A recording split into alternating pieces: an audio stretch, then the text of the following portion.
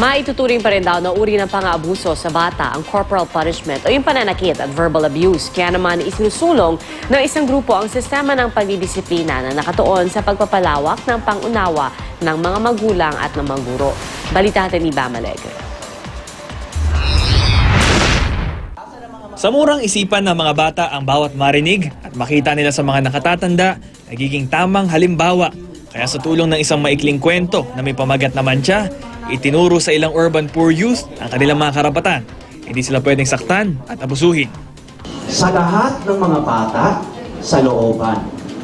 Tinatalakay ng istoryang mantsa ang masamang epekto sa mga bata ng corporal punishment. Isang uri ng pagpaparusa na may kaakibat na pananakit ng katawan o di kaya verbal abuse.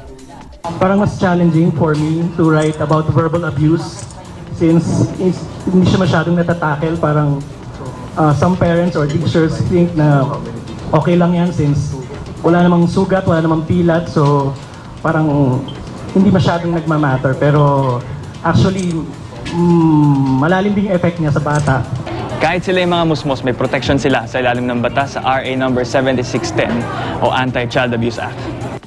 Nakatuon ng pansin ang batas sa iba't ibang uri ng child abuse, mapa-illegal trafficking o child labor. Pero para sa isang psychologist, maituturing na rin daw na child abuse ang corporal punishment. Posible nga lang na hindi ito nabibigyang pansin dahil kadalasan sa tahanan nangyayari. May negative impact yan sa bata.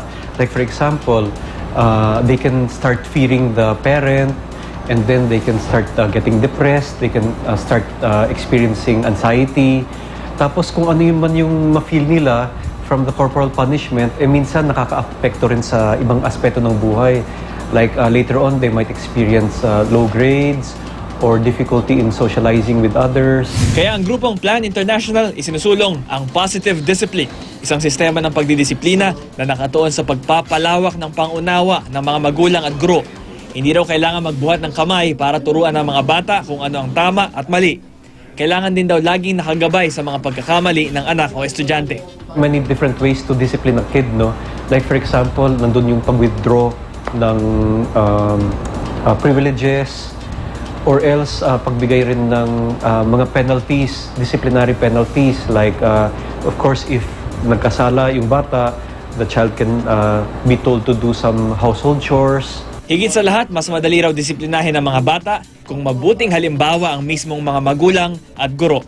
No matter how difficult it will be, we have to aim that no one children will experience any more violence. The protection of children should be everyone's concern, and it should be in all the possible venues. I mean, children should be protected from violence from all sources, okay, and in all possible places. Bam Alegre, GMA News.